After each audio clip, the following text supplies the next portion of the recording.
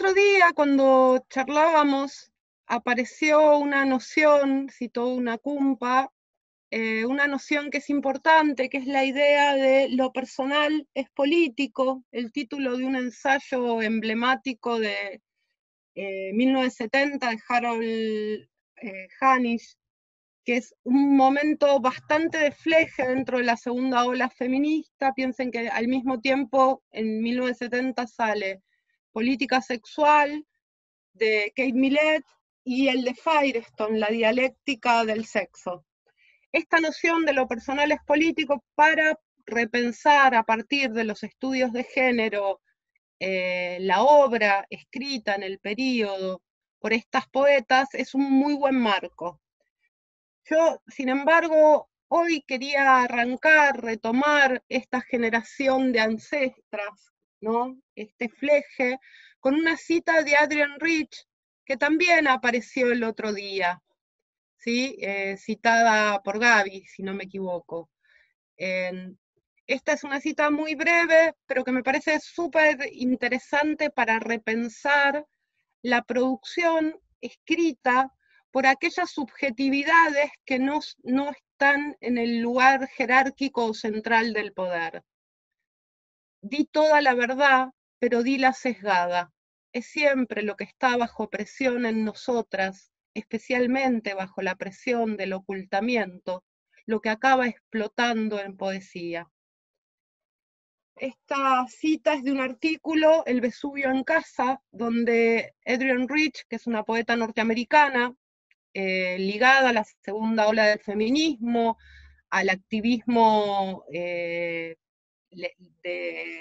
desde la lesbiandad, y con un compromiso muy, muy interesante en términos de repensar la cultura desde un lugar otro. Esta cita es parte de un artículo que ella escribe sobre Emily Dickinson, y me gustaría que el ejercicio que hagamos hoy es repensar los poemas que crucemos bajo esta luz, bajo la iluminación que da esta cita, ¿no? Esta noción de toda la verdad, pero la verdad sesgada, no la verdad que se entrega de manera explícita de frente, sino una verdad que es transversal, que de hecho es una verdad que se encuentra en el lenguaje, ¿no? Y un poco también esta cita es algo que a mí siempre me resuena con este libro sumamente significativo, que es La doble voz de Alicia Genovese, donde ella trabaja un conjunto de poetas argentinas. También un poco con esta noción, qué se oculta, qué se explicita, qué posturas estéticas, qué aserciones se hacen en el poema, y qué queda entre líneas, muchas veces en términos de la respiración o la estructura o la forma del poema, ¿no? El otro día nos quedamos en Pizarnik. Yo quisiera retomar uno de los poemas brevísimos del Árbol de Diana, que es explicar con palabras de este mundo que partió de mí un barco llevándome. Este es un poema que es un clásico de Pizarnik, que muchas veces se lee en términos de la palabra como palabra sagrada, como imposibilidad, como aquello que nos permite aprender una realidad otra, ¿no? Muy vinculado a el ejercicio de la poesía. Y es verdad, lo está, ese impulso está en este poema como está tensando toda la obra de Pizarnik. Pero yo voy a pedirles hoy que además pensemos en términos de lenguaje, qué implica usar un lenguaje en el cual lo femenino deriva de lo masculino en términos de negación. Y esta es la tesis de Patricia Violi en El infinito singular. Ella es una lingüista italiana que aúna los estudios lingüísticos al feminismo. Entonces, ella plantea esto, ¿cómo se piensa, cómo se instala un yo en femenino cuando el lenguaje que enuncia a ese yo femenino es un lenguaje que niega lo femenino? Básicamente porque está privado de cualidad específica, es en términos del opuesto a. Y pensemos que cuando hablamos de lenguaje hablamos de cultura, con todo lo que la cultura abarca en términos de determinación de la subjetividad y del sujeto. En este aspecto, el lenguaje da palabra a un solo sujeto, diría Violi, que está oculto detrás del neutro, ¿sí? Y ese sujeto es masculino, yo agregaría, es heterosexual, es blanco, no es una minoría, etcétera, etcétera, ¿no? Bien, ¿qué implica eso? ¿Por qué esta tensión con el lenguaje, que en Pizarnik es casi la marca en el orillo de la tela, es algo que atraviesa a todas las mujeres, como tomar la palabra? De hecho, cuando pensé en tomar la voz, un poco en lo que estaba pensando era eso. O sea, ese salto que hay que dar en términos de usar un lenguaje que niega tu condición. Si voy muy rápido, avísenme. La palabra que sana. Esperando que un mundo sea desenterrado por el lenguaje, alguien canta el lugar en que se forma el silencio. Luego comprobará que no porque se muestre furioso existe el mar, ni tampoco el mundo. Por eso cada palabra dice lo que dice y además más y otra cosa.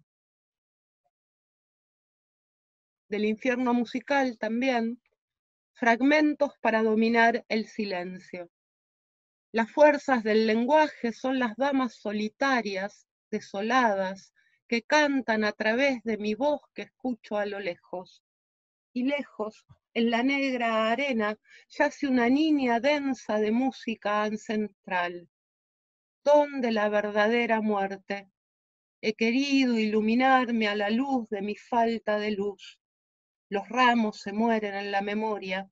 La yacente anida en mí con su máscara de loba, la que no pudo más e imploró llamas y ardimos. Fíjense en ambos poemas, el primero en términos de una palabra que sane y de una palabra que dice lo que dice, pero dice más y dice otra cosa, y el siguiente en términos de la oposición, ¿no? Fragmentos para dominar el silencio. Pensemos que Pizarnik tiene un poema Buscaba un silencio perfecto, por eso hablo, ¿no? O sea, hay en el silencio una clave, que es lo que ha llevado muchas veces a leerla Alejandra en términos de la búsqueda de una palabra sagrada, lectura que es sumamente válida, pero que también abre resonancias en este otro aspecto, apoderarse del lenguaje en términos de apoderarse de una cultura y de generar para la propia subjetividad un lugar en esa cultura.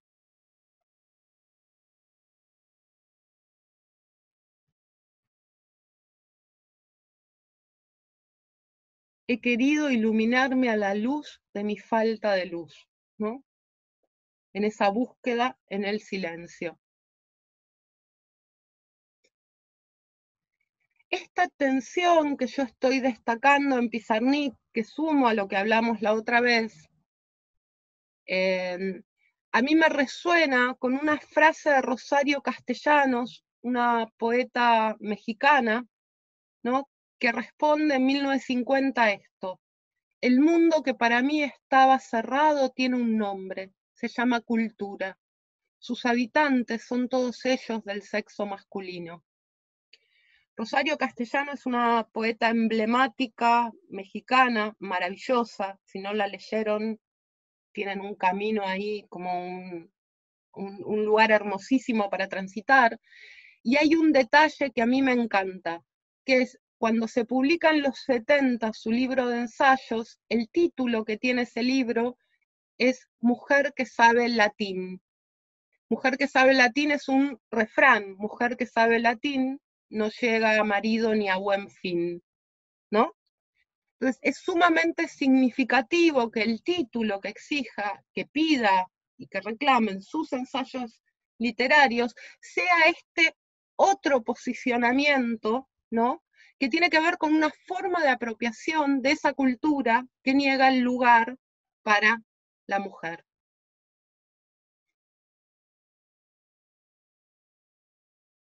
En este aspecto instalé esta discusión o puse como en juego el texto de Violi, porque es una, en el infinito singular, lo que ella destaca, ¿no?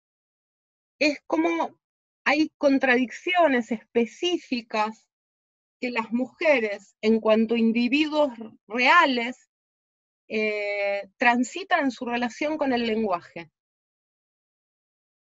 Piensen la efervescencia que está creando en los últimos 2 años el uso del E, buscando una terminación que no sea el neutro clásico, que no sea masculino, que no sea varón, ¿no? Las luchas como si se tratara de batallas campales por esta búsqueda de un sustantivo que nos comprenda a todos.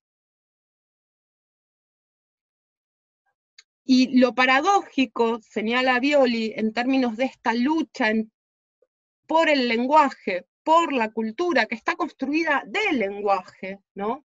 Y que obviamente irrumpe en los poemas esto, es ser ubicada como sujeto hablante en un lenguaje que te construye como objeto. Entonces, constantemente en los poemas vemos el intento de desarticular la noción de ser o yo mujer o yo neutro o yo andrógino, ¿no? No porque haya una respuesta en los poemas, sino porque hay una pulsión que para mí tiene su origen en este malestar, en este extraño ruido que hacen lenguaje y cultura con aquellos que no están contemplados adentro de ese mapa. Que es por un lado las ansias de entrar, de ser parte, y por otro lado que ese sistema no te comprenda, ¿no? De eso está hablando Rosario Castellanos en la cita. Casi como si respondiera el primer poema de Tenon, el primer poema que abre el libro 1 de Tenon, es Fundación. Lo leo, es uno de mis poemas preferidos así en el universo. Como quien dice, anhelo, vivo, amo, inventemos palabras, nuevas luces y juegos, nuevas noches que se plieguen a las nuevas palabras. Hagamos otros dioses, menos grandes, menos lejanos, más breves y primarios. Otros sexos, hagamos y otras imperiosas necesidades nuestras, otros sueños, sin dolor y sin muerte, como quien dice, nazco, duermo, río, inventemos la vida nuevamente. Casi un manifiesto este poema, ¿no? Esa primera persona del plural que nos engloba a todos cuando leemos, y ese pedido de una construcción, de una fundación, de un acto, saben que fundar es un acto que se sucede una vez, pero se repercute en el tiempo, de fundar esta realidad nueva. De alguna forma, yo cada vez que leo este poema, pienso en las pequeñas acciones que Tenon elige, ¿no? Ese como quien dice, anhelo, vivo, amo. Como quien dice, nazco, duermo, río, ¿no? Que son acciones que atraviesan a cada individuo, no hay persona que no haya cruzado estas acciones. Y al mismo tiempo no son acciones en activo, no están siendo hechas, están siendo rememoradas en el poema con esa estructura de como quien dice.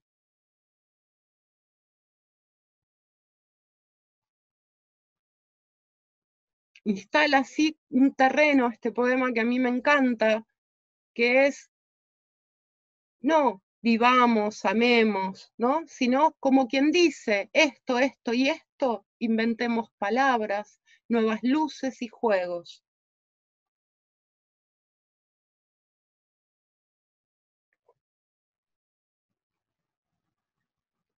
De hecho, hay algo en este poema que anticipa todo lo que va a venir en el momento del estallido Tenon, que es en Ova Completa, ¿no?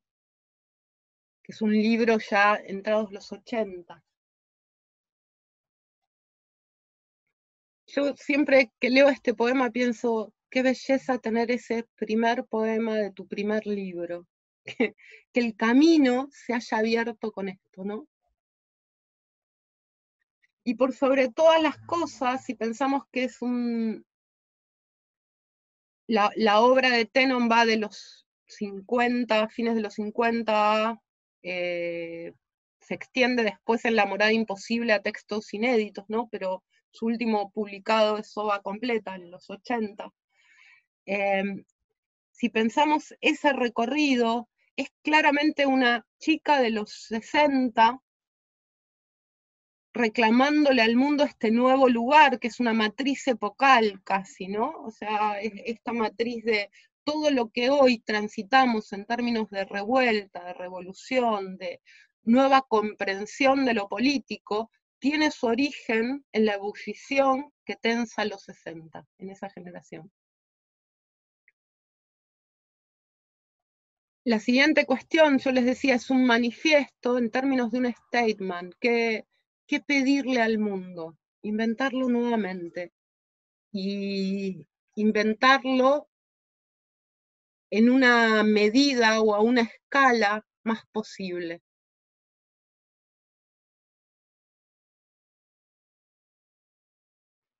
También es un poema que anticipa lo que después va a ser en ella todas las búsquedas de quiebre formal y sintáctico.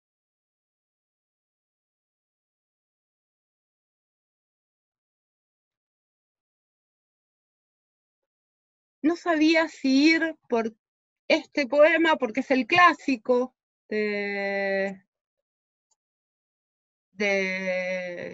Tenon, pero tiene que estar, ¿no? ¿Por qué grita esa mujer? ¿Por qué grita esa mujer? ¿Por qué grita? ¿Por qué grita esa mujer? Anda a saber. Esa mujer, ¿por qué grita? Anda a saber, mira qué flores bonitas. ¿Por qué grita? Jacintos, margaritas. ¿Por qué? ¿Por qué qué? ¿Por qué grita esa mujer? Y esa mujer, y esa mujer, vaya a saber, estará loca esa mujer. Mirá, mirá los espejitos. ¿Será por su corcel? Anda a saber. ¿Y dónde oíste la palabra corcel? Es un secreto esa mujer. ¿Por qué grita? Mira las margaritas, la mujer, espejitos, pajaritas que no cantan. ¿Por qué grita? Que no vuelan. ¿Por qué grita? Que no estorban. La mujer, y esa mujer, y estaba loca esa mujer, ya no grita. ¿Te acordás de esa mujer? Este es probablemente uno de los poemas más emblemáticos de Tenon, es con el que abre Ova Completa, y plantea un diálogo, ¿no? Un diálogo, dos voces. Estas dos voces, de las que no sabemos nada, hacen alusión a una tercera voz, que es la voz del grito. No sabemos ni por qué grita, o sea, eso queda totalmente fuera de cuadro. Lo que tenemos es un diálogo entre dos voces que no están más allá de que perfiladas en sus palabras y que tienen un referente que es este fuera de cuadro, la imagen de ese grito de una mujer que nunca se justifica, que nunca se explicita, que nunca va a ser ni justificado ni explicado, sino una constante que cruza el poema. En el diálogo ante ese grito hay dos posturas, ¿no? La pregunta de el por qué, cuál es la causa de ese grito, y una segunda voz que todo el tiempo lo que intenta es eludir la presencia de ese grito, correrse de la búsqueda de una respuesta. Es uno de los poemas más angustiantes que tiene Tenon, y probablemente porque en ese lugar creo que no hay subjetividad que no se haya instalado en la búsqueda de la explicación ante ese grito. El poema tiene una apertura muy grande, o sea, el porqué es infinito. La realidad es que hace siglos que las mujeres gritamos, o sea, la necesidad, el impulso al grito en términos de cualquier ser oprimido, en términos del estallido, ¿no? No sabemos si sobre esa mujer se está ejerciendo en el fuera de cuadro violencia o no, sin embargo, en el intentar no responder, sí el poema crece en una tensión violenta. Y no solo crece en una tensión violenta entre las dos voces, una que intenta callar a la que pregunta, o a la voz que pregunta, porque tampoco hay huellas, ¿no?, de género en el poema, salvo esa mujer que está gritando. Y la otra que necesita una respuesta, un porqué a ese grito. Los pocos elementos que usa Tenon son sumamente significativos. Fíjense cuando entra la segunda voz, es anda a saber, vaya una a saber, ¿qué importa? Pero inmediatamente entra una distracción. Mirá qué flores bonitas, jacintos, margaritas, ¿no? Y también un gesto que está en la estrofa 3, estará loca esa mujer, vaya a saber, ¿no? Que es una y otra vez un lugar sumamente común, el de la locura vinculada a la impotencia del grito en la mujer. Y otra vez, mirá, mirá los espejitos, que no en vano, espejitos es chiquito, ¿no? Flores bonitas, jacintos, margaritas, fíjense cómo va llevando la sonoridad, ¿no?, en los finales de los versos. Y especialmente esta segunda voz que intenta callar la pregunta, porque finalmente la tensión dialéctica acá está entre querer saber por qué y querer acallar esa pregunta. La voz que quiere acallar la pregunta expone un universo de lo supuestamente femenino. Las flores bonitas, los jacintos, las margaritas, mirá, mirá los espejitos, ¿no? Hay un momento, pero que ahí ese corcel lo entra la voz que se pregunta por la mujer. Si vos te fijás, y esa, vaya a saber, estará loca esa mujer. Mirá, mirá los espejitos. ¿Será por su corcel? Eso lo pregunta la que quiere saber. Andá a saber, ¿y dónde oíste la palabra corcel? Lo que acaba de señalar Adriana tiene también mucho que ver con un universo que es el universo de el cuento maravilloso, el cuento infantil, donde se asignan los roles femenino, masculino, ¿no? Y que se asignan desde la oralidad y desde la primerísima infancia a lo largo del tiempo. Ese corcel resuena a esto, a la salvación del príncipe, al corcel, la mujer, un corcel en este universo, ¿no? A lo que se responde es un secreto de esa mujer. Dos cuestiones más, donde también se instala la contraposición entre el querer saber el porqué de esa angustia sin fin del grito, porque todo el tiempo la sensación que genera el poema es durante toda su duración, el grito sigue sonando. O sea, el poema termina donde el grito se acalla. La segunda voz, que sería la voz de la razón común, de la razón compartida, de la norma, ¿no? ¿Qué ofrece? Mirá las margaritas, espejitos, pajaritas, que no cantan, que no vuelan, que no estorban, ¿no? En un orden establecido, el lugar de la norma es lo que no canta, lo que no vuela, lo que no estorba.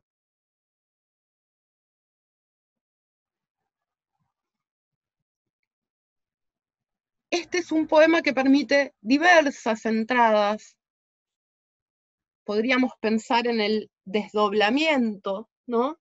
Un desdoblamiento donde las tres son una, la que grita y estalla en su furia, que no tiene un porqué, la que se pregunta el porqué, la que intenta no oír ese grito interno que, con el estallido y con el riesgo que conlleva. Esa sería una opción. Otra opción sería la posición ante cualquier grito, cualquier denuncia, cualquier estallido de una mujer otra, una vecina, en la calle, en cualquier instancia. O sea, en ambos casos es una situación que reconocemos. O sea, no hay mujer que no haya sentido ese estallido de la ira sin justificación, sin porqué, sin causa, que es como la explosión. Y cómo contener para poder averiguar de dónde viene esa angustia sin fin, ¿no? Y por otro lado, en la otra zona, no hay persona que no haya escuchado los gritos de una mujer sin saber el porqué de esos gritos. O sea, en ese aspecto muchas veces es leído desde una situación real de violencia. En cualquiera de las instancias, lo que sí está revelando es el funcionamiento de una norma para el lugar de las voces de las mujeres. Y lo hace con un desparpajo y con una reverencia y con una irreverencia así increíble, como toda Tenon en obra completa, ¿no? Donde la cultura, el saber popular, el latín, la filosofía, todos los campos del conocimiento se juntan para que ella estalle el lenguaje y logre dar cuenta de una subjetividad extrañada en el mundo, que por sobre todas las cosas se sostiene en un pensamiento del mundo y en una irreverencia en términos de revuelta, ¿no? De levantamiento, no en armas, sino de levantamiento de esa subjetividad contra viento y marea.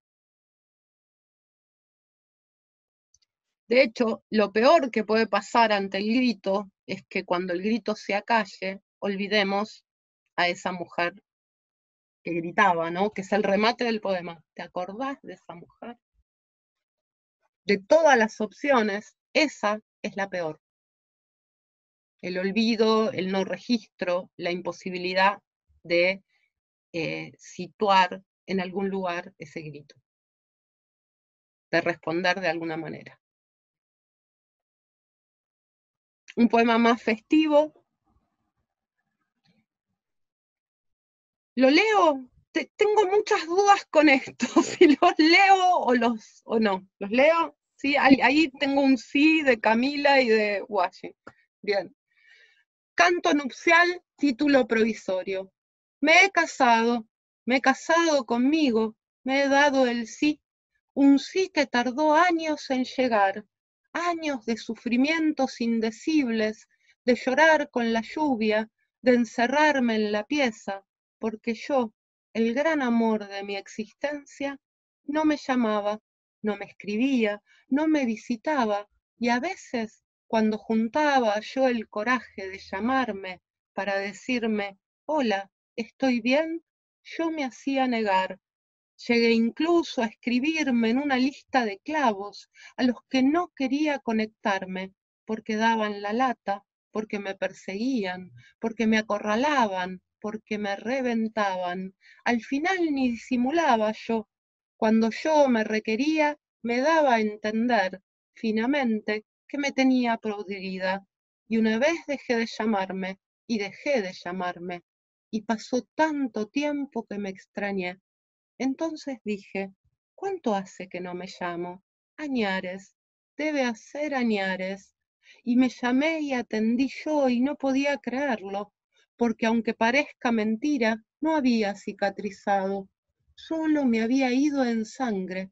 Entonces me dije, hola, ¿soy yo? Soy yo, me dije y añadí, hace muchísimo que no sabemos nada, yo de mí ni mí de yo. ¿Quiero venir a casa? Sí, dije yo, y volvimos a encontrarnos, con paz. Yo me sentía bien junto conmigo, igual que yo, que me sentía bien junto conmigo.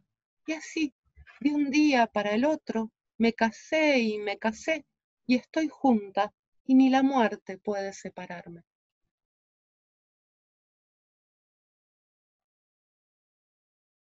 Muchísimo más festivo este poema, muchísimo más celebratorio, aunque probablemente podamos pensar en el origen, el mismo lugar de ruptura que el poema anterior, ¿no? Ese lugar de la escisión, de la imposibilidad de ser una orgánica, lábil, pero una. Y en términos de el reconocimiento de una subjetividad de sí misma y de la aceptación, que es un lugar que siempre está en tensión en estas escrituras. No, no la aceptación, sino la construcción de la propia identidad, como si fuera un mecanismo que todo el tiempo se tiene que poner en juego, realizar, ir hacia ese mecanismo, que es algo que quizá en otros casos, en otras subjetividades ya se da por hecho, porque está, hay una norma donde se entra y está cerrado, ¿no? Ese lenguaje que decía, que yo empecé citando al comienzo, ¿no? Violi, ese lenguaje ya te contiene. Entonces el problema de, no quiero decir que no haya problemas existenciales, ¿no? Sino la tensión con ese verbo ser, que una y otra vez está tan presente en estas escrituras. En este caso, la vuelta es mucho más despampanante, es me he casado conmigo misma, o sea, he aceptado esta que soy yo, ¿no? Después de negarme, después de anotarme en una lista de clavos, después de hacerme una y otra vez a un lado.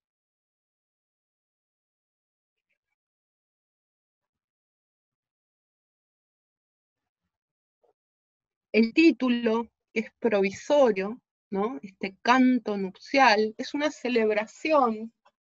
Y si se fijan cómo está construido el poema, la sonoridad todo el tiempo acompaña a esta celebración. De hecho, opera muchísimo por repeticiones y por acumulación, ¿no? No me llamaba, no me escribía, no me visitaba, y a veces, y entra una cuestión sumamente dialogada, como si la tuviéramos a la voz poética diciéndonos, entregándonos el poema en términos casi de un diálogo.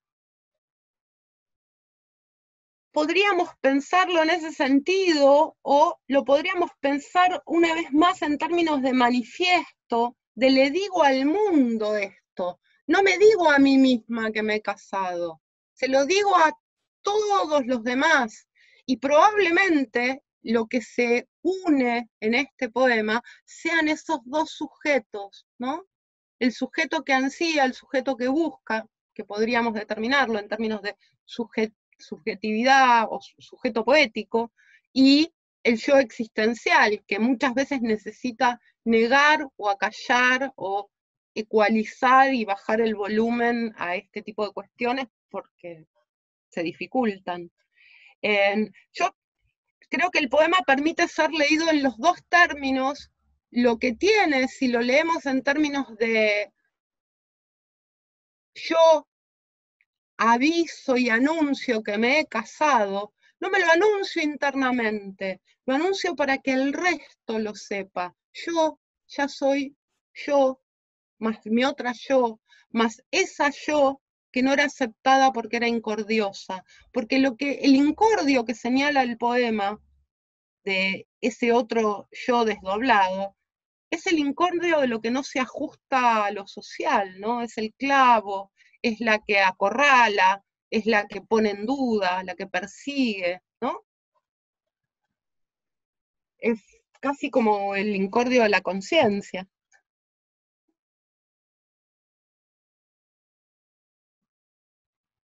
De hecho, hay una clave ahí que en términos de la lectura que Tin está proponiendo funciona, que es porque aunque parezca mentira, no había cicatrizado, solo me había ido en sangre, ¿no? O sea, hay una herida que no curó, sino que simplemente implicó este irse en sangre, que es lo que lleva a la muerte, ¿no?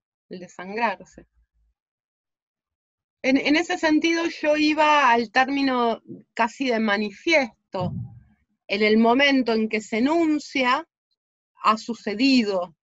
No sucede, no es como yo juro esta performatividad, sino es un anuncio de que ya ha sucedido.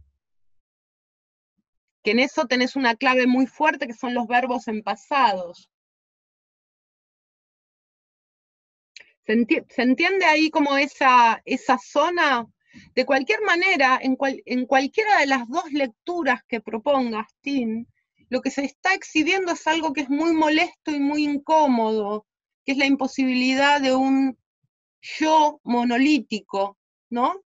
De un soy monolítico y único. O sea, lo que el poema expone casi como si nos mostrara las uñas mordidas es estas fracturas y fragmentaciones del yo, y que no son fracturas y fragmentaciones, en el caso de Tenon, fáciles,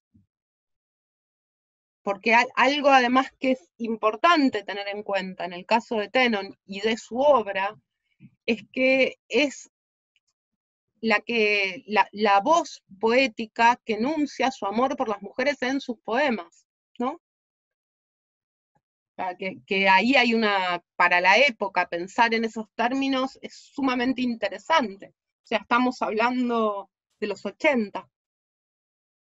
No sé si es lineal, porque también irse en sangre puede ser un parto, ¿no? Un mal parto también te puedes ir en sangre.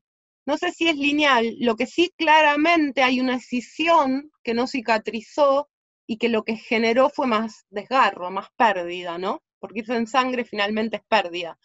En lo que están diciendo ambos, Paula y Tin, sí, está el mandato, obviamente, que no es un dato menor en términos contextuales para esta generación, que es la misma que la generación de Alejandra, que sí termina muriendo por mano propia, ¿no?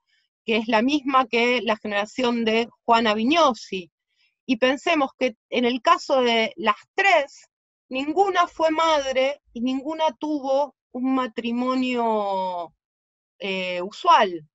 O sea, la única en ese sentido que respondía, o sea, Alejandra, Juana y Susana Tenon, las tres que son las voces más potentes de mujeres de los 60, y diría, son de las voces más potentes de los 60, sin saquemos la palabra mujeres, ninguna de las tres respondió a lo que era esperable para muchachas de clase media en el contexto de muchachas ilustradas que se casaban y tenían hijos. Ninguna de las tres. En el caso de Juana, que sí era heterosexual y sí se casó ya después de los 30, se casó con alguien 10 o 12 años más joven que ella, por ejemplo, y nunca tuvieron hijos. ¿No? O sea, hay claramente una subversión del mandato epocal en estas búsquedas, ¿sí? Si ancláramos en términos de lo biográfico y de lo esperable para estas mujeres de esta generación, sí, claro que sí. Y de hecho, por eso el juego cobra toda la potencia que tiene. Me he casado conmigo misma, o sea, no me interesa un pepino esta conciliación con un otro.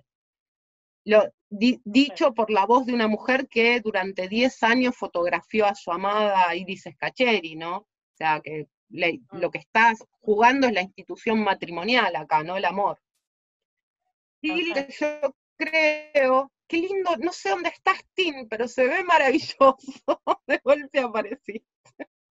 Qué increíble igual esta idea de una posible conciliación con la otra que soy yo. Creo que la semana pasada lo dije, esta idea de yo es otro, de Rimbaud, la manera en que inciden las subjetividades no normalizadas, no normativizadas, es increíble. O sea, esa escisión, ese quiebre. Y acá en términos de conciliación festiva.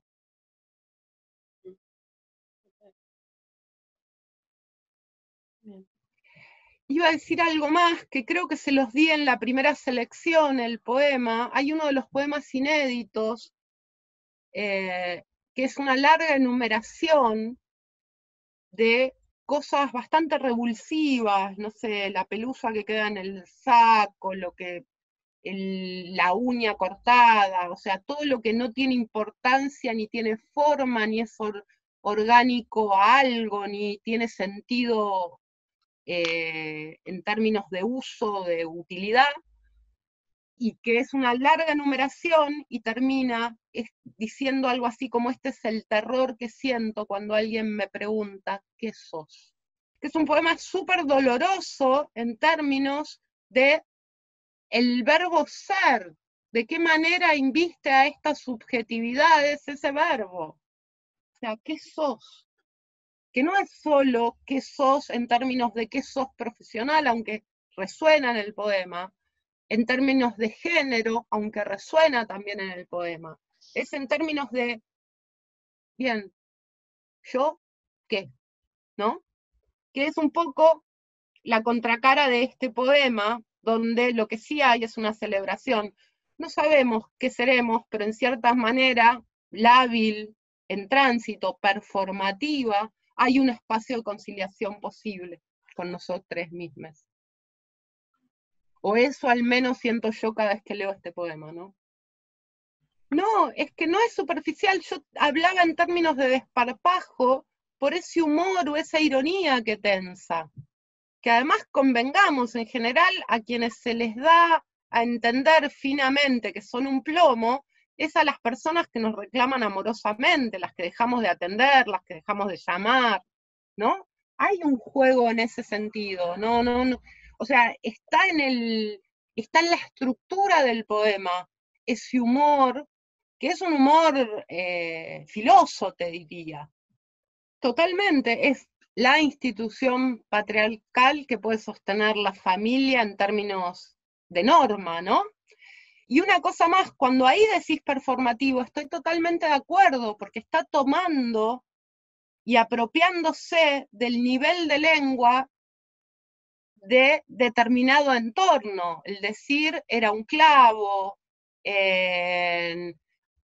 Añares, debe hacer Añares. Yo oigo a mi madre diciendo la pasé bomba cuando oigo este poema. O sea, hay algo de lo performativo en términos de estereotipos de voces de mujeres que este poema se apropia para llevarlos a otro terreno. Y también para revolucionar para cambiarle, subvertir esos estereotipos, ¿no? Me encanta que te haga acordar a Tita Merelo. La que para mí es como una gran Tita, pero de la cultura, Vignosi, que en ese sentido yo creo que Vignosi y Tenon son dos caras de algo, como dos Valencias, ¿sí? Que aunque tienen grandes diferencias, tienen en común el trabajo con la ironía, y con una ironía como muy justa, muy medida.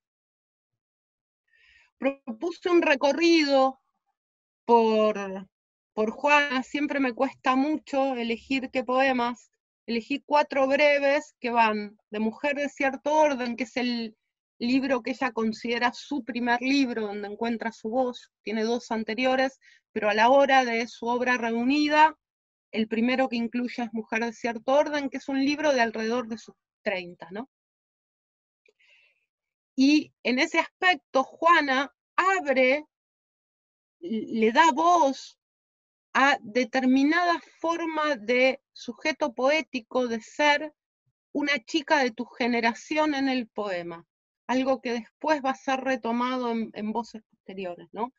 La que habla es una mujer joven de los 60 y habla en términos de todo su contexto y su mundo, que es el mundo de los libros, de los intelectuales, del mapa de la cultura, el mundo del amor o la imposibilidad del amor, y el mundo del compromiso político, ¿no? Leo así en caída libre los 4 y volvemos. De Mujer de cierto orden, domingo a la tarde. Cuando se sientan frente a frente, amores imposibles, quincallería amistosa, tipos que se atrevieron y esa mujer intensa que lleva augurios a felicidades que nunca entenderá. La buena gente desecha las malas palabras, la buena gente dice todos tienen posibilidades en la vida, sienten crecer su amor por esa mujer intensa, tan sola, que vivirá siempre detrás de una ventana, y todo lo que le ofrecen está demasiado azucarado.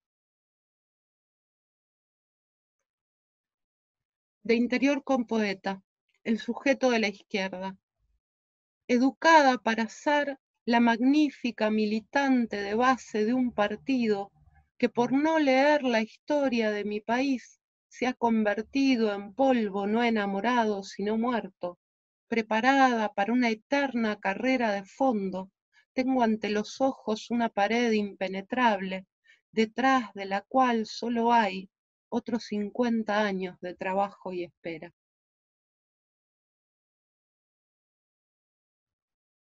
De la ley to ley, el poema donde está el verso que nombra el libro y la obra reunida. Vuelvo a pintar las flores de mi juventud, vuelvo a ver el amanecer sin temor.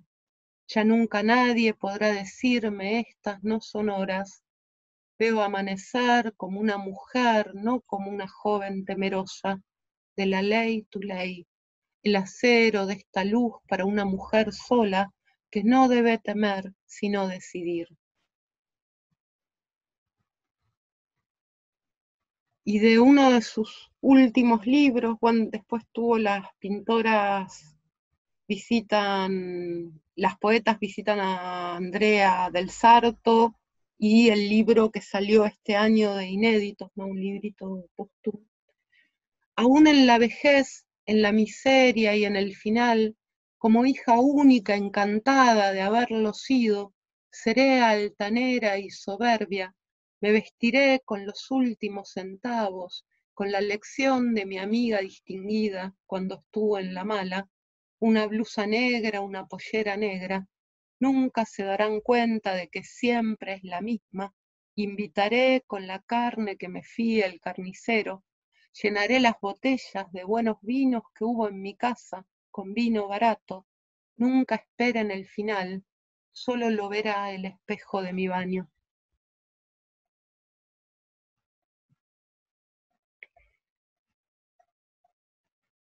Viñosi, ya desde el título de Mujer de cierto orden, ¿no?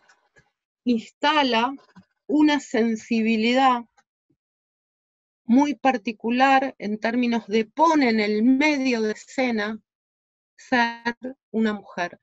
Lo hace de una manera extraña porque si se fijan en la gran mayoría de sus poemas, o en muchísimos de sus poemas, no hice el cálculo, pero muchos, el sujeto poético está en tercera, no hay una primera. O sea, difícilmente encuentren un poema de Juana con un yo lírico, son muy pocos, o sea, siempre lo oculta, no se funde con su objeto. En ese sentido tiene como un poder anticipatorio, ¿no? Pensemos que este libro es del 60, del 67, y está anticipando cierto borramiento del yo,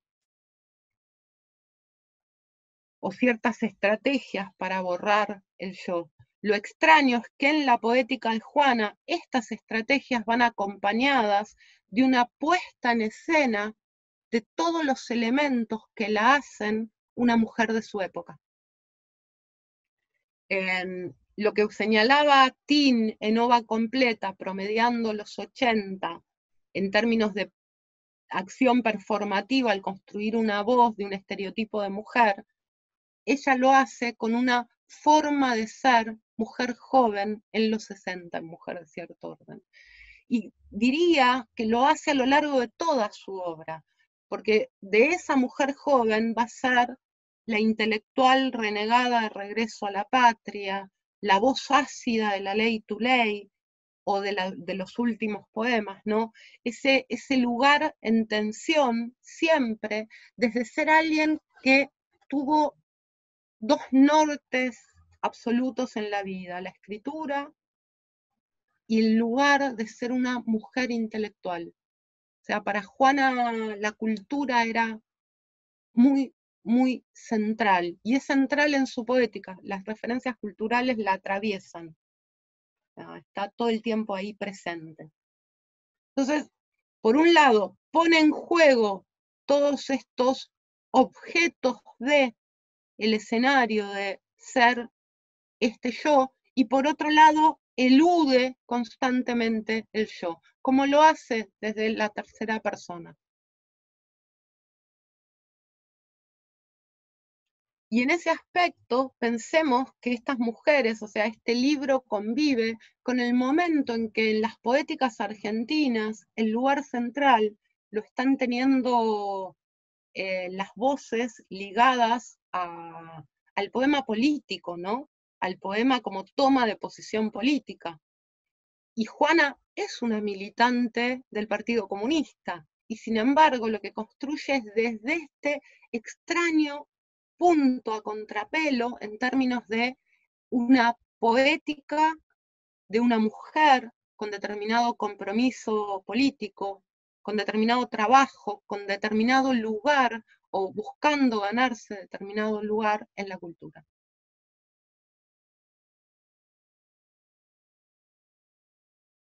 En cierto aspecto, dialoga muchísimo con Canto Nupcial. Fíjense que es el poema de quién, de la que va a ser sola, yo sola casi. Y algunos objetos que aparecen en el poema que a mí me encantan, ¿no? Que vivirá siempre detrás de una ventana, casi como un tópico, la vida vista desde la ventana. Pensemos, Orozco tiene un gran poema, se llama Mujer en la ventana, que es posterior a este poema. O sea, esta idea de la que se queda atrás de la buena gente, ¿no?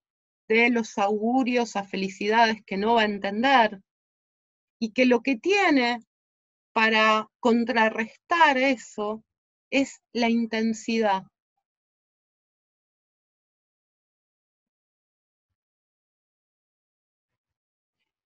Y piensen en ese aspecto, cómo pone en juego en este domingo a la tarde el lugar de los varones, ¿no? De esos amores imposibles, de esos tipos que se animaron a acercarse, pero no.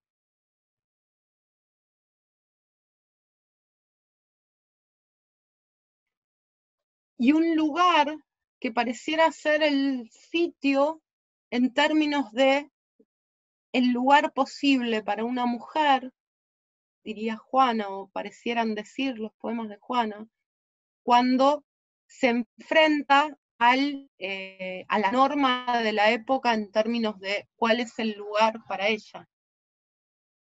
Y fíjense que ante eso, ella sí tiene una calificación, que es, y todo lo que le ofrecen está demasiado azucarado. Una calificación de una ironía y de una fineza maravillosa.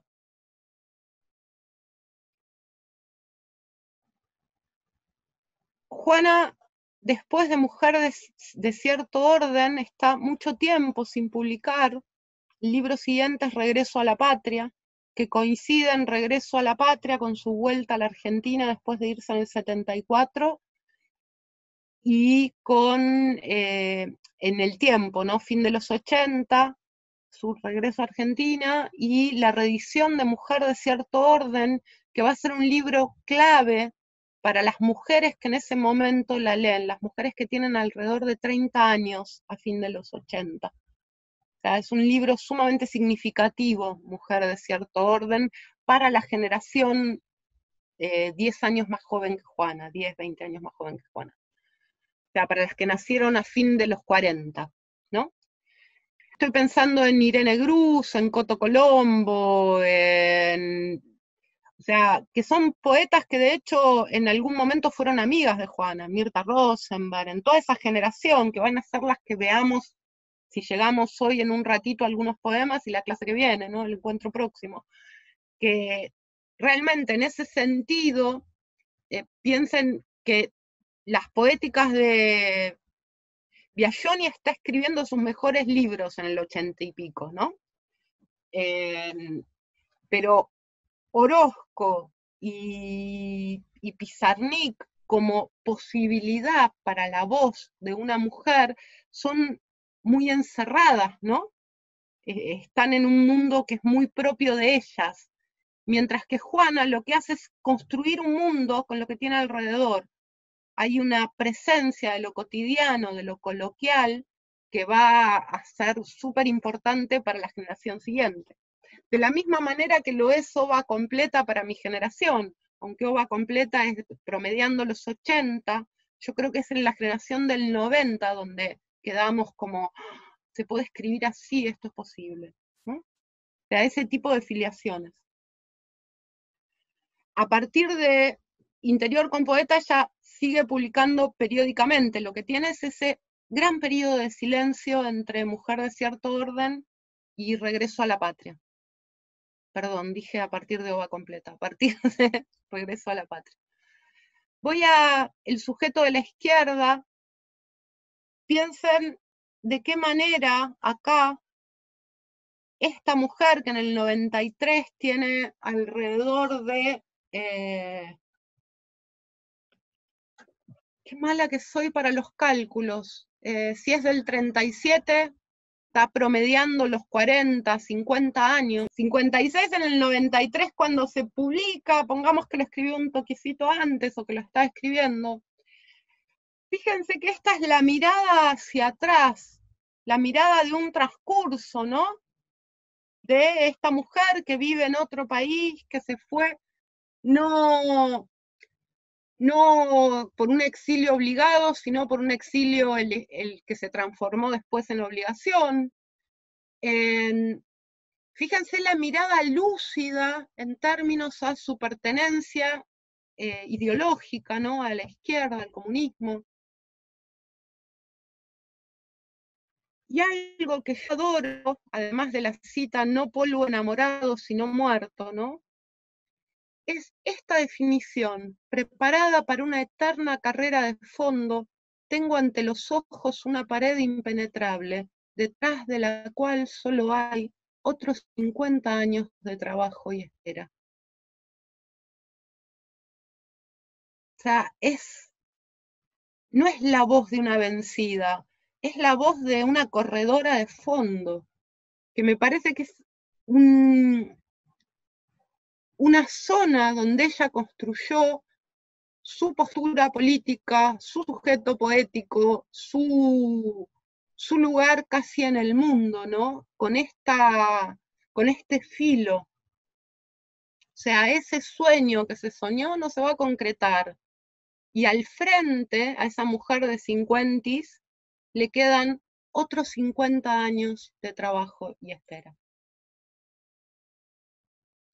Todo Interior con Poeta está tensado en términos de su lugar de trabajo en su departamento, su trabajo como traductora. De hecho, Interior con Poeta juega con un título de pintura, ¿no? Interior con música, interior con o sea, con un código de representación gráfica, interior con poeta. Interior con poeta aparece 3 veces a lo largo del libro, con 3 acercamientos distintos. Uno de ellos está en primera persona.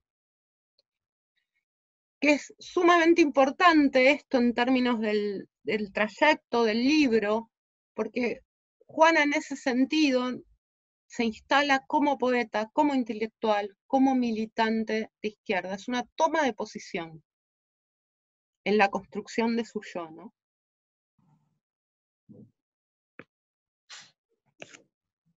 ¿Alguien abrió micrófono para decir algo?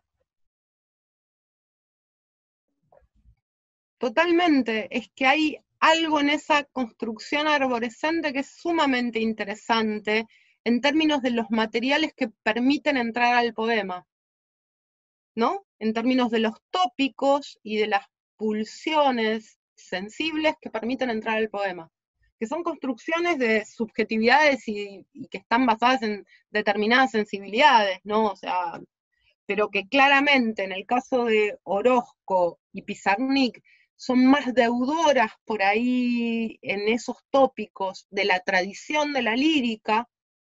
Yo a Biagioni la pondría ahí con la gran innovación que hace a nivel estructural del poema, ¿no? A nivel vanguardia que juega con el lenguaje. Y en el caso de Tenon y Vignosi, me parece que amplían el campo, porque está eso, pero además es como si extendieran un poco, y lo que extienden es el espacio de lo cotidiano. Por eso yo señalaba tanto como en Juana, esa voz es una forma de ser en contexto, en el mundo, y va ahí. Y a Sí, lo que habilita en términos de que podés escribir sobre lo que sea. De hecho, uno de los poemas que yo adoro de Juana es la receta del ratatouille, ¿sí? O sea, es una receta de cocina. A mí me encanta, creo que Juana nos hubiera cortado la cabeza si hubiéramos dicho esto, pero sí, coincido. Igual voy a decir una cosa, yo creo que en el caso de Orozco, Biagioni, Pizarnik también había un empoderamiento feroz, ¿eh? Orozco, pensá que en un bar, en un cabaret, hacía del oráculo a cualquier hora de la madrugada, participó de la vida bohemia, o sea, en relación a su época fue como, bueno, como la misma Alfonsina, ¿no? Subvirtió un montón de marcas epocales que no eran el lugar de la mujer. Quizá no entró eso en su poesía o entró en los últimos libros, pues con esta boca en este mundo y últimos poemas permiten la entrada de otros tópicos. Y en el caso sí, de Alejandra no llegamos a verlo. O sea, claro. la De pena todas con maneras, Alejandra es que no vimos ese salto. y siempre son estas personas dentro de una sociedad que están haciendo las revoluciones que a su tiempo le competen, así que está más que Sí, claro. sí, son las que abrieron cancha. Yo cuando pienso en ellas en términos de ancestras, sin ellas no estaríamos acá. No estaríamos pensando que es posible escribir como queremos escribir. Eso. Sí, ¿qué poemas vendrán, ¿no? A partir de cómo se va extendiendo este terreno, que también es algo que se puede leer en clave de las lecturas feministas, ¿no? Me parece que los feminismos también generan estas dinámicas de extensión y sucesión. No pensar que se llega por primera vez al lugar, ¿no? O sea, se va en marea y se vuelve. Me parece que es un poco eso. Bien, yo cuando le hice la broma a Jexalén, Juana era esa mujer tan fuerte y tan empoderada, jamás hubiera dicho que era feminista, se hubiera enojado mucho. Y sin embargo, claramente nos abrió la puerta para salir a jugar. Fíjense el poema de La Ley to Ley, ¿no? Eh, la dialógica que instala en términos de la juventud, una juventud donde se quedó hasta tarde viendo el amanecer, el peso que tiene el verso sin temor, y los 3 versos que siguen, ya nunca nadie podrá decirme estas no son horas, veo amanecer como una mujer, no como una joven temerosa de la ley tu ley, ¿no?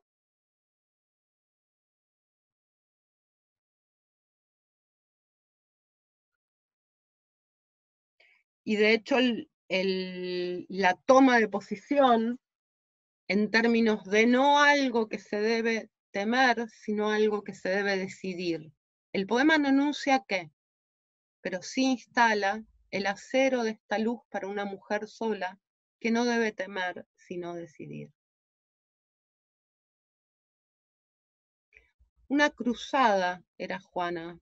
¿Saben? Las cruzadas medievales, ella hacía siempre la broma de que ella andaba con la lanza y el casco, y si alguien le decía, tenemos que ir a Jerusalén, tenemos que ir a tal lado, ella se bajaba el casco, agarraba la lanza e iba al frente, en ese término de guerrera.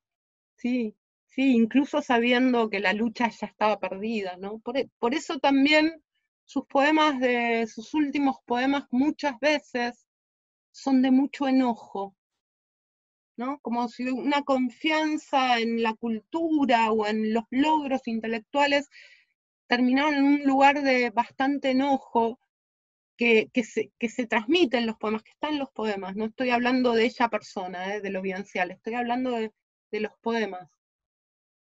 Yo el poema que viene lo adoro en términos de anticipación de algún fin, ¿no? Es de un libro de 1910, y del lugar de absoluto poder, donde, o sea, aún en el final, en la miseria, mi final, solo el espejo del baño lo va a ver. Con la ironía característica de Vignosi. Algo que no dije y que para mí es fundamental. Formalmente, Vignosi tiene un fraseo y una cadencia que es casi como si te hablara una amiga. Esto lo construye desde, no quiebra la lengua, o sea, si se fijan, el quiebre más notorio que tiene es que no hay puntuación, no hay signos ortográficos, no hay mayúsculas. Eso lo mantuvo de mujer de cierto orden casi en toda su obra. Pero en esa linealidad logra una cuestión dialógica. ¿Se entiende? Un fraseo, una forma de rítmica del poema que está muy cercano a la conversación y que a mí me encanta. Y que le permite estos desequilibrios de un verso como sin temor y otro como veo amanecer como una mujer, no como una joven temerosa, ¿no? Como esas zonas donde el poema construye en el decir muy brevemente y otras donde se extiende. Y la poética de Juana se apoya no en la imagen, no en la cadencia, sino en breves anécdotas. Es una poética que juega con lo anecdótico. Que también en eso se podría decir que es muy anticipatoria Vignosi. O sea, lees a Vignosi y resuenan las poetas norteamericanas que están escribiendo al mismo tiempo que Vignosi, y que no era lo que Vignosi leía, o un Carver, por ejemplo. O sea, poéticas que están más sostenidas en la anécdota y no en el trabajo con la imagen o con el lenguaje. Totalmente, de hecho, no está explicitado, pero todo el campo connotativo de esos dos versos tiene que ver con revelarse a la norma patriarcal, ¿no? O sea, a las mujeres se les dice a qué hora llegan, a los varones no. O sea, no está explicitado en términos directos, es el campo de resonancia que abre. Y en ese sentido, por eso siempre la voz de Juana nos suena como una voz tan potente y tan empoderada, decimos ahora, en términos de esto, de dónde se sitúa. Sí, y la otra cuestión es, le da a la palabra mujer una dimensión enorme, ¿no? No como veo amanecer como una mujer, no como una joven temerosa. O sea, sigo quedándome hasta la madrugada, ya tenía 60, es otra manera. Y de hecho, es mi ley, de la ley to ley, ¿no? El acero de esta luz para una mujer sola. No, ese poema es maravilloso. Todo el libro, La ley, tu ley, es increíble. O sea, toda la obra de Juana lo es. Lo que tiene es, hay, hay en la poética de Juana una distancia instalada por la ironía y por el distanciamiento del yo, que hace que te guste o no te guste Vignosi. Yo la adoro. O sea, hay algo en ese distanciamiento, en ese poner como contención todo el tiempo a la emoción, que me parece que cuando aparece el verso es como un hachazo de la ley to ley, ¿sí?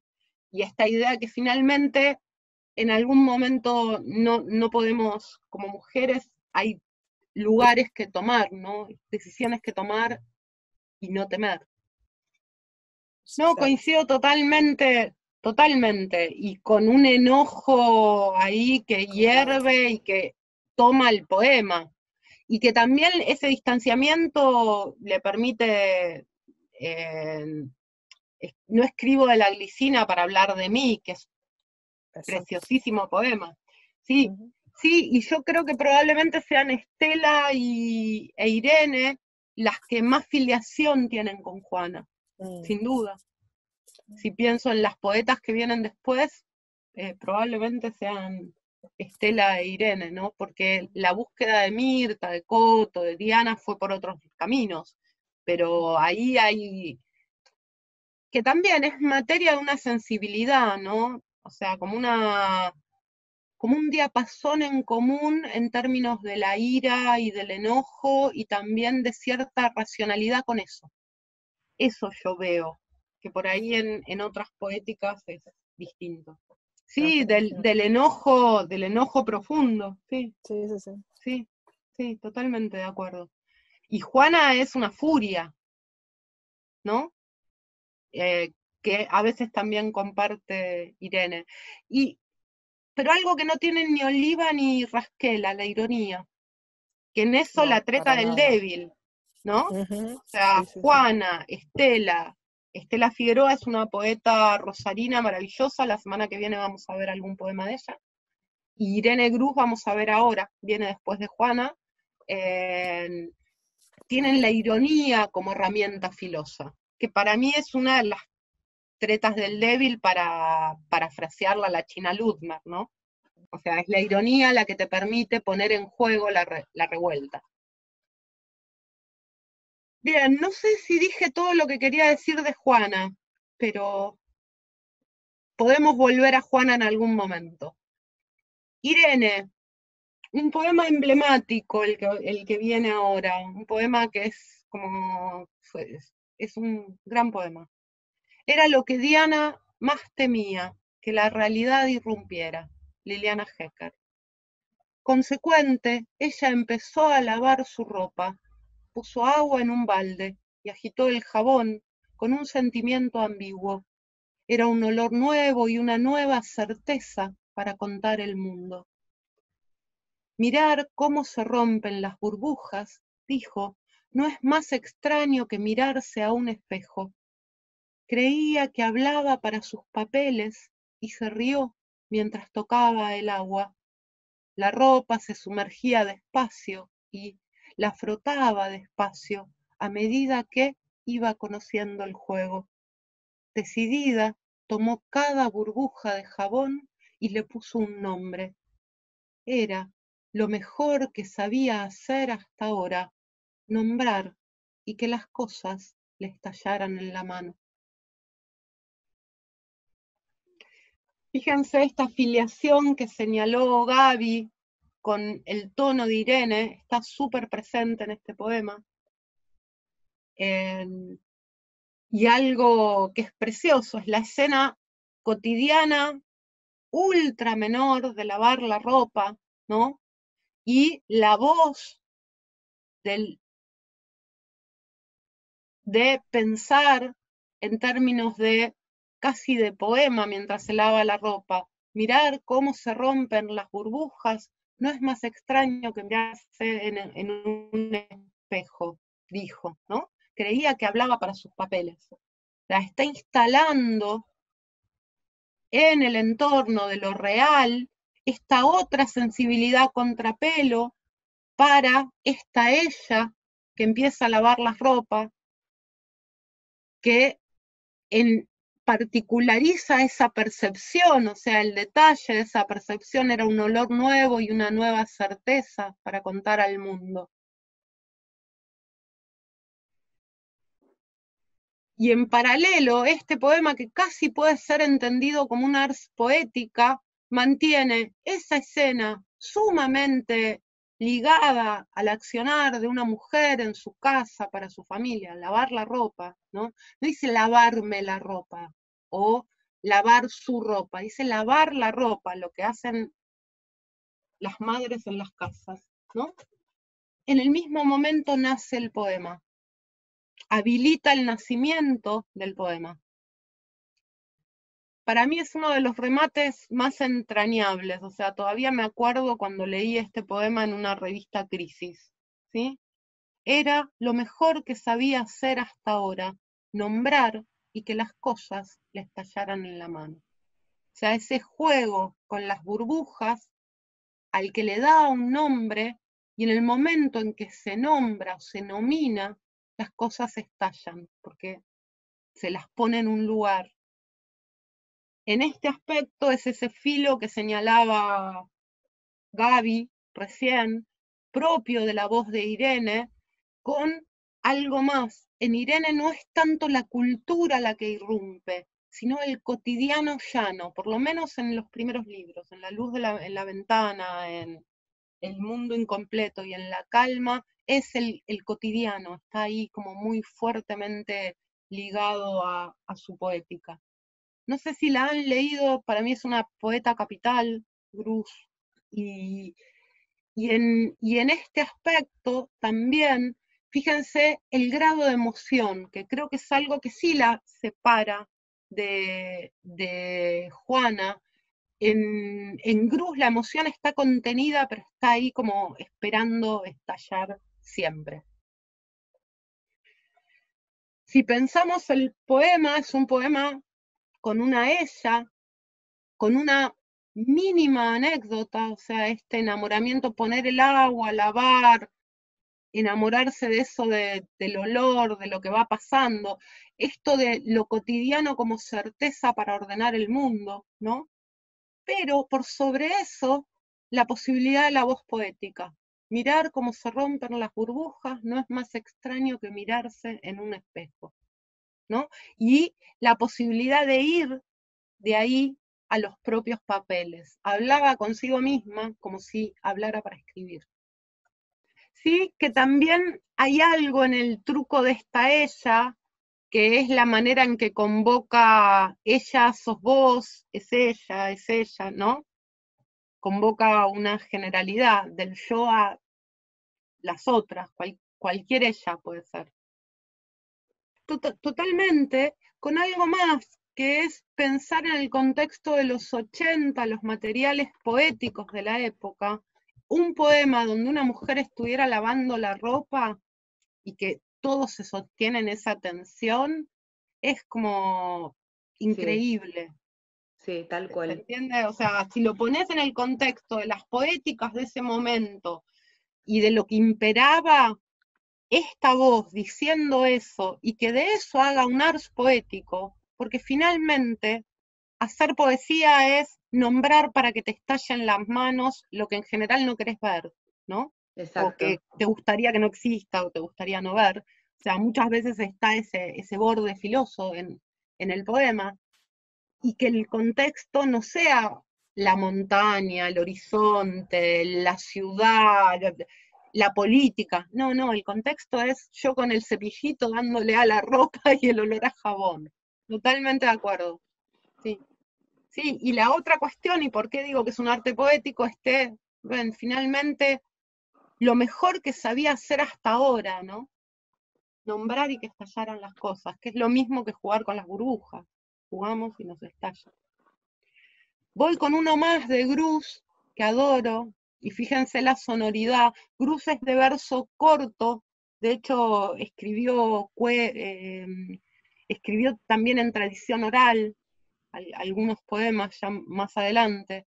Este es un poema que a mí me encanta. Oración de la pobre, pobre de la intranquila, de la consecuente, de la que no satisface su pedido. Ah, pobre de la inquieta, de la cumbre borrascosa, de la azucena, marchita en el vaso, pobre de la que espera, de ida y de vuelta, pobre su oración de pobre, pobre la que se revela, ay de esa oración, de la rebelión, de la pobre, la fantasmagoría de pobre la mujer, pobre la soledad, la poca virtud, la poca acción del llanto, pobre la que no puede hacer novela, ni film, ni realidad con la pobreza, pobre la que se revela y, guay, con la rebelión, pobre e inquieta. Otra vez, un poema que no se sostiene en un yo y que sin embargo pone en escena un montón de lugares estereotipados de la mujer, ¿no? La intranquila, la consecuente, es la cumbre borrascosa, piensen la manera en que entra ahí la cita a la novela de Brontë. Y una cuestión más que siempre está latiendo, ¿no?, en la poética de Irene, este lugar de pobre la que no puede hacer novela, ni film, ni realidad con la pobreza, ¿no? O sea, fíjense de qué manera subvierte ese epíteto que cuántas veces se ha oído de la pobrecita. La pobrecita, la que no puede, la que no, ¿no?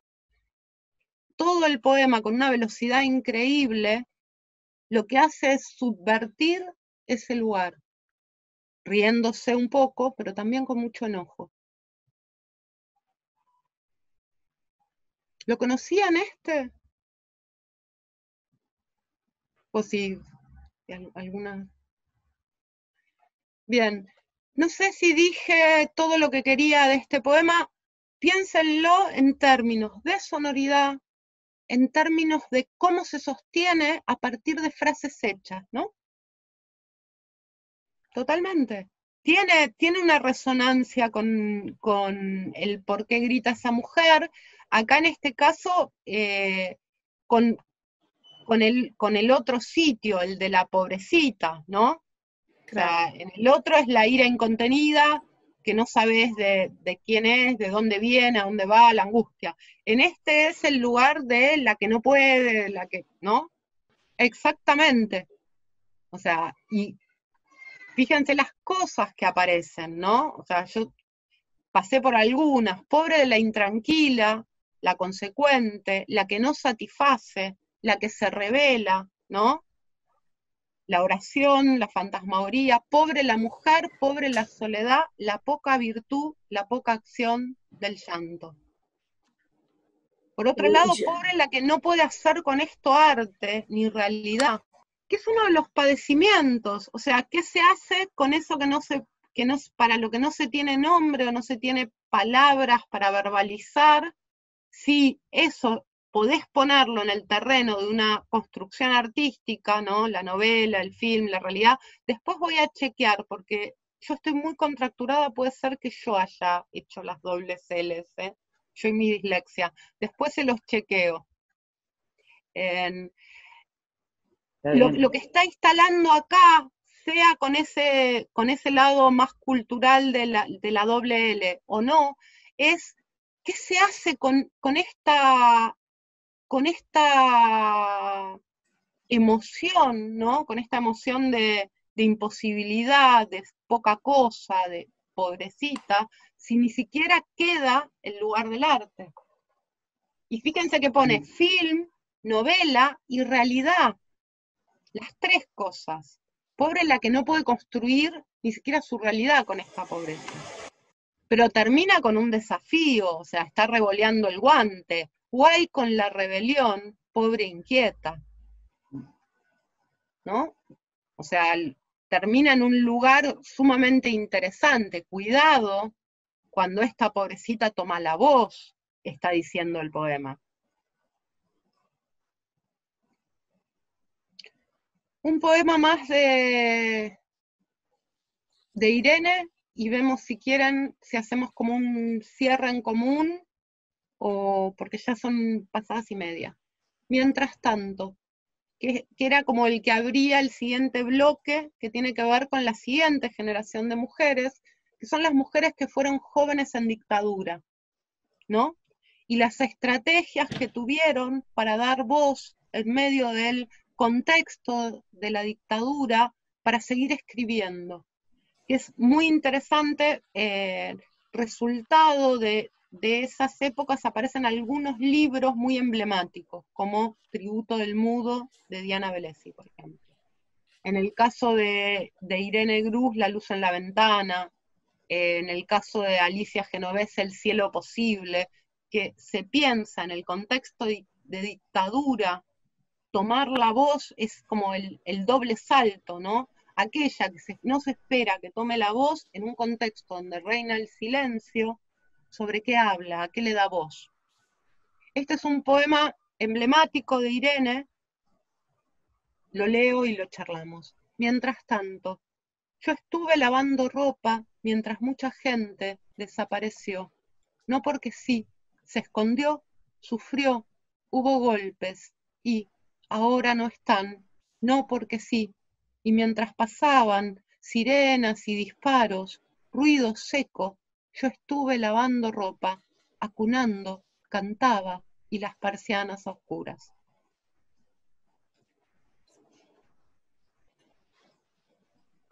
Este es uno de los poemas más emblemáticos de Grus.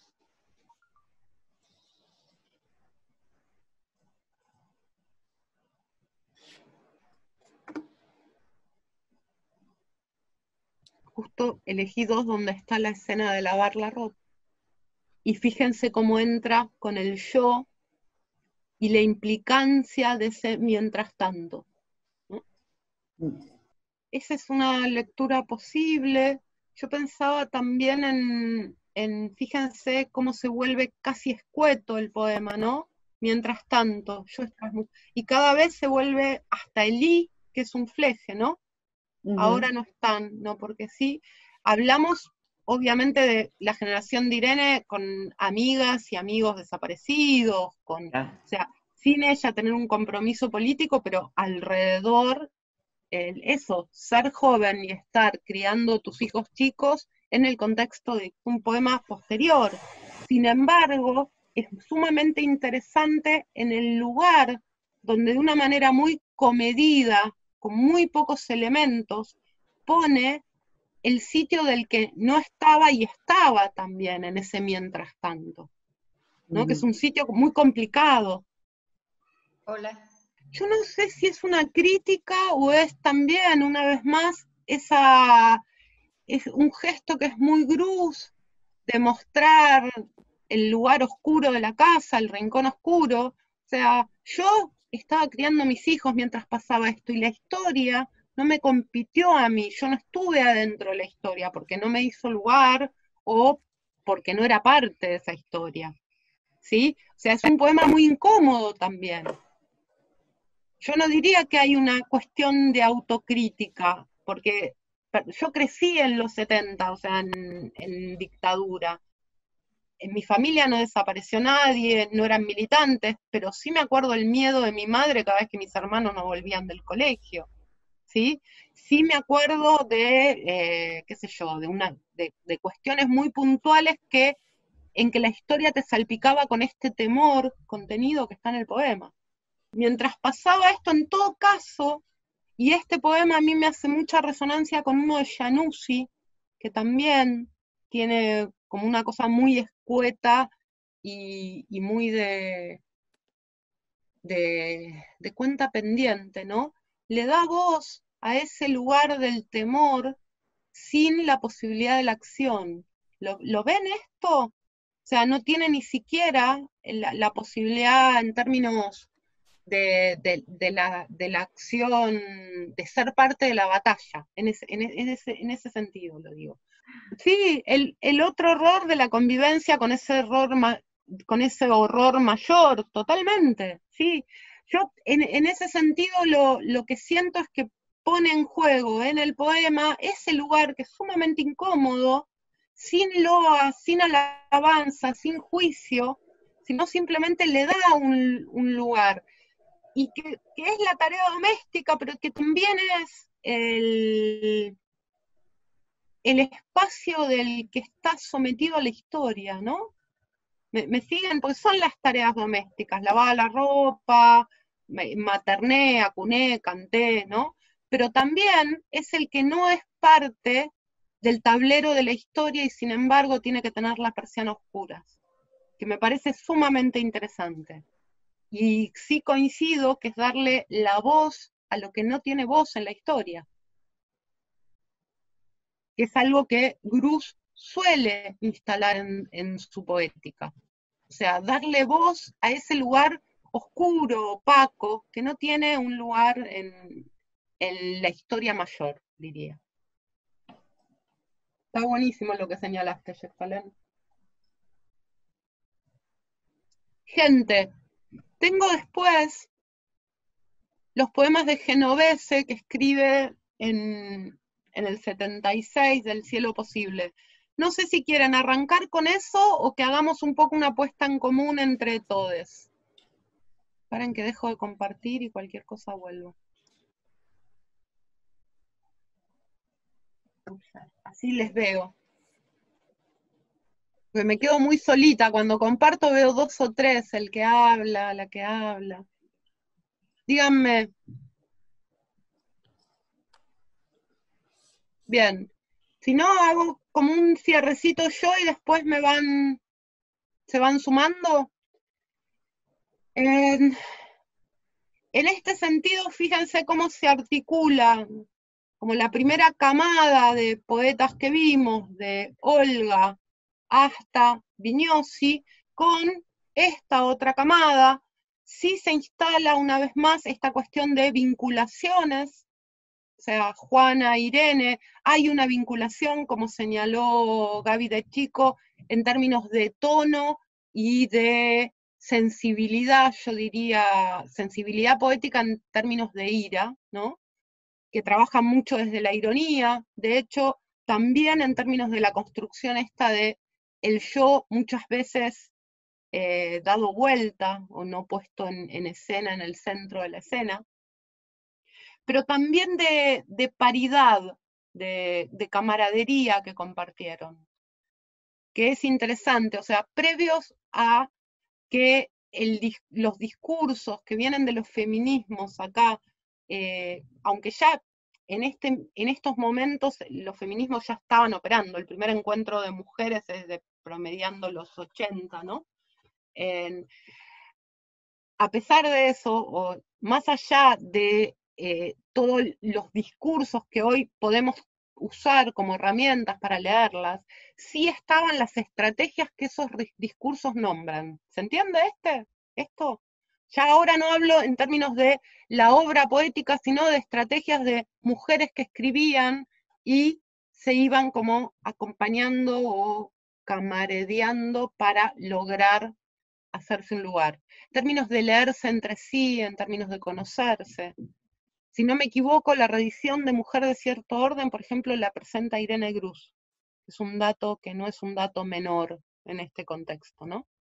Una poeta que hacía 20 años que no estaba en Argentina, vuelve, reedita Mujer de cierto orden, y es Irene Grus la que presenta ese libro. Que en esas hermandades que se dan como forma de movimiento. No sé si alguien quiere decir algo, veo que en el chat hay un montón de cosas que yo me pierdo. ¿Hay preguntas? Bien, ahí hay algo que es súper interesante, el no porque sí, ¿no? En términos de, en contra de la teoría de los 2 demonios, de el algo habrán hecho, o esas, sí, totalmente de acuerdo, no sé quién lo escribió, me apareció por ahí. Sí, claro que hay una lectura de eso. Y en ese sentido, empezamos hoy retomando la noción de lo personal es político. Obviamente hay una política de darle voz a quien estaba con temor criando los hijos adentro, sabiendo que mientras tanto desaparecía gente sabiendo que podía ser tu puerta la que golpearan, ¿no? O sea, ahí le está dando visibilidad al horror de su época. Eso es un gesto político. No sé si había algo más ahí. ¿Hay alguna pregunta, alguna duda, algo que haya pasado mucho? ¿Preguntas, dudas? ¿Alguien que quiera decir algo? Yo voy a decir algo que por ahí es como de loca, pero lo voy a decir. A mí algo que me gusta mucho de leer estas poéticas tiene que ver con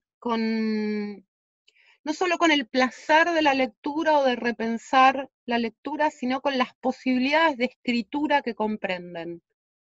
Se entiende casi como búsquedas que podemos mirar y decir, ah, mirá, se puede escribir en tercera, ah, mirá, se puede jugar de esta manera con el verso corto, ah, o sea, como ese espacio también, como otro nivel de mirada sobre los poemas que tiene más que ver con el agua que te podés llevar para hacer.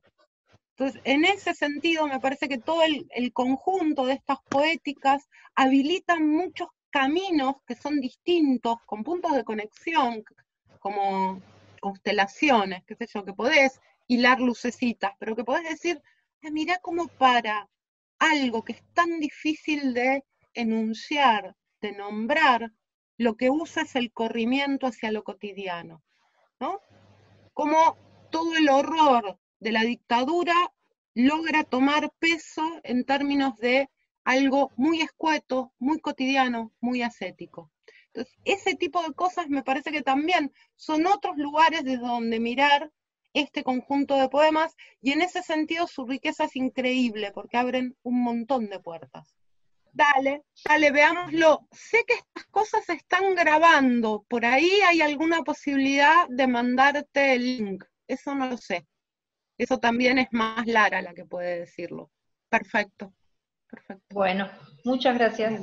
Igual, cualquier cosa más puntual que quieras preguntar, porque toda la clase es como raro, pero sí lo que planteé fue como un lugar desde donde está armada esta selección. Sí, que es, bueno, es un trabajo que hoy ya está como, es interesante, está buenísimo. Sí. Yo lo que señalaba en términos de, a ver, de Irene o de Juana, es que en ese momento todavía eso no pasaba. ¿Se entiende? Y ellas habilitan en cierta medida esa posibilidad. Y eso es cierto, es una posibilidad que excede cualquier posibilidad de género, lo que sea. Me preguntan por la lingüista, es Patricia Violi, y el libro es El infinito singular. Es un hermosísimo libro, donde aúna, o sea, piensa la lingüística desde una mirada feminista, logra aunar esas dos cosas. Y básicamente lo que se pone en duda es intentar desarmar la dicotomía que cruza, ¿no?, toda la lengua, y que muchas veces cruza nuestra construcción de sensibilidad y pensamiento. Que un poco la traje hoy a la escena, porque es otra puerta para pensar estas instancias. La loca, la pobrecita, la que busca en las palabras, ¿qué busca? O sea, es lo mismo buscar en las palabras si no te reconoces en el lenguaje, si no hay una en el lenguaje, ¿no? Si todo está nominado en términos de un neutro masculino, ese tipo de cuestiones. Y en ese sentido el texto de Violi es maravilloso. Cixous en La llegada a la escritura, creo que cité algo. Igual mi dislexia puede haber hecho eso, pero la revuelta íntima en términos de actualización en la escena de escritura para revitalizar o cargar de nueva fuerza el pasado es Kristeva. Okay. Que tiene que ver con una nueva posición política para Kristeva, pero que también tiene muchísimo que ver con la escritura en términos de actualización de la imagen recuerdo. El poema trae lo que ya sucedió a una hora del poema, y en ese sentido lo carga de nueva vida, ¿no? que también la otra vez, creo que con Estefanía lo hablamos, tiene muchos puntos de contacto con la tarea de dar palabra en el psicoanálisis, decir para como cargarlo de otros sentidos.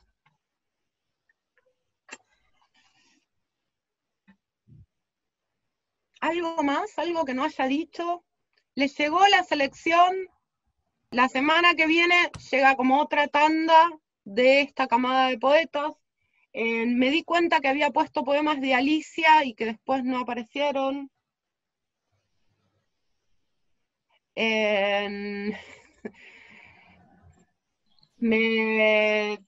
La semana que viene van a estar estos que iban a la clase de hoy y de Alicia, y un poco también repensar que piensen que la siguiente generación, a nivel etaria, ¿no? Es como, nacen en el 40 y pico, creo que en el 48 Diana, y llega hasta el 50 y algo, ¿no? O sea, que es un grupo de mujeres que empiezan a publicar alrededor de los 70, primeros 80, y que van desde algunas que ahora tienen 70 y pico a otras que tienen 60 y... O sea, estoy pensando, no sé, desde Diana, Susana Villalba, Claudia Schwartz, que son más jóvenes, ¿no? Pero que en ese sentido aparecen en la escena y en la publicación con muy poquitos años de diferencia. Eso va a ser como la próxima clase. Empezamos hoy con Irene, el próximo encuentro, y el último ya van a ser las poetas que empiezan a publicar en el caso, bueno, Gaby en los 80, pero de los fines de los 80 a los 90. ¿Sí? Que ahí Gaby no va a estar. ¿Y qué más? No sé. No sé, piensen que les estoy presentando a mis tías, o sea, Irene, todas ellas son gente que adoro. O sea, me encanta de elefantas. Es re lindo eso, Tim. Sí. Sí, un largo camino. Son nuestras tías, totalmente. Yo coincido. Nuestras tías. Y las otras son nuestras ancestras, y las que vienen son nuestras cumples.